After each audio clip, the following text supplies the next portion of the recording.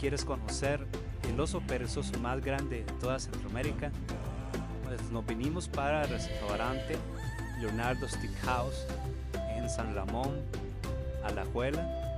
Te queda camino cuando vas a La Fortuna. Es un mirador espectacular. Es un restaurante donde hay muy buena comida de calidad.